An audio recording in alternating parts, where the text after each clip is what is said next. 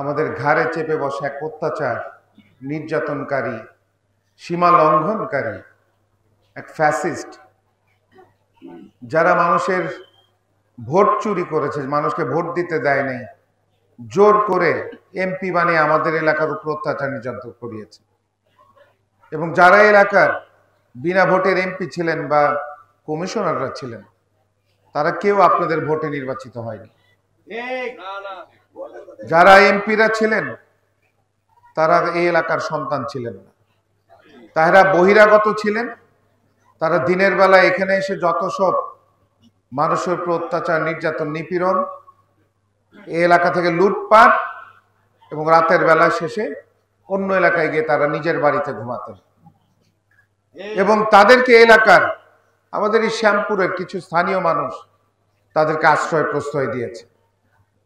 এবং এই এমপিদের কাছ থেকে আশ্রয় প্রশ্রয় নিয়ে এই এলাকার 2-4টি ফ্যামিলির পরিবারের প্রভাবশালী হয়ে মানুষের উপর অত্যাচার নির্যাতন করেছে। আজকে বিভিন্ন সমস্যায় জর্জরিত আমাদের এই 58 নম্বর ওয়ার্ড। বিগত 18 বছর যাবত, তার মধ্যে 8 বছর হয়ে গিয়েছে যে আমরা শ্যামপুর ইউনিয়ন পরিষদ থেকে আমরা দক্ষিণ সিটি কর্পোরেশনের অন্তর্গত হয়েছি। কিন্তু আশ্চর্য হবেন যে সিটি কর্পোরেশনের অন্তর্গত হওয়ার পরেও আমরা প্রতিনিয়ত হোল্ডিং ট্যাক্স দিচ্ছি। হোল্ডিং ট্যাক্স সময় মতো না দিলে সারচার্জ যোগ করা হচ্ছে, সময় মতো সেটি না দিলে আমাদেরকে আইনি নোটিশ দিচ্ছে। শেষ পর্যন্ত আমরা বাধ্য হয়ে, তারা যেই অর্থটা আমাদেরকে দিতে বলে আমরা বাধ্য হয়ে দিচ্ছি। কিন্তু ন্যূনতম নাগরিক সুবিধা ঢাকা দক্ষিণ সিটি কর্পোরেশন আমাদের জন্য তারা দিতে ব্যর্থ হয়েছে।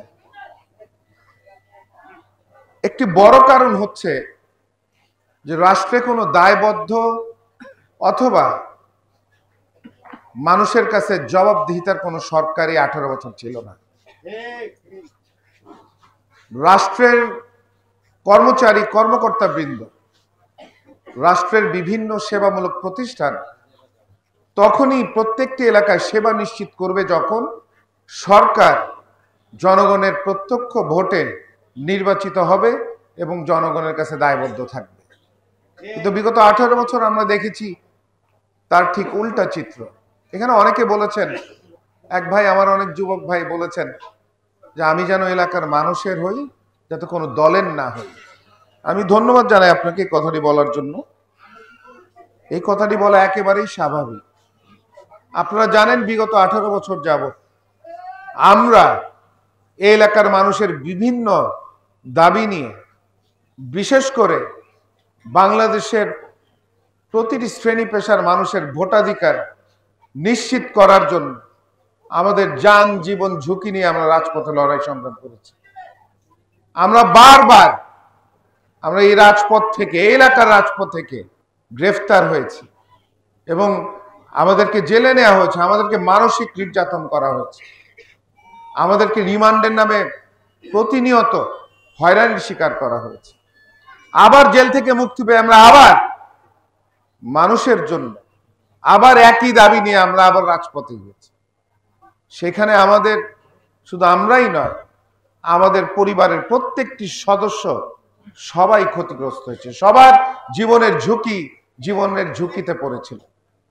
আমার যেই ভাই এখানে বক্তব্য দিয়েছেন, উনি নিজে শুধুমাত্র এই আমাদের পাশের যে খালটি এবং খালের পাশে এই খুনি হাসিনার আপন ফুফাতো ভাই, বিনা ভোটের এই এলাকার মেয়র ছিলেন, যে জোর জবরদস্তি করে মানুষের খালের দুই পাশের জায়গা অ্যাকোয়ার করে নেবেন, কিন্তু ক্ষতিগ্রস্ত মানুষকে কোনো ক্ষতিপূরণ দিবে না। জোর করে তারা মানুষের এই খালের দুপাশের জায়গা, মানুষের জমি জমা বাড়িঘর ভেঙে তারা জোর করে নিয়ে যেতে চেয়েছিল। যেখানে একজন সাধারণ এলাকার মানুষ, এলাকার বাড়িওয়ালা, উনি প্রতিবাদ করেছেন, তাকেও মামলা খেতে হয়েছে, জেলে যায়নি, কোর্টে যেতে হয়েছে। এলাকার যে কোনো পর্যায়ের মানুষ, কোনো ছোট থেকে ছোট অন্যায়ের প্রতিবাদ করেছেন, আপনাকে হয়রানির শিকার হইতে হয়েছে।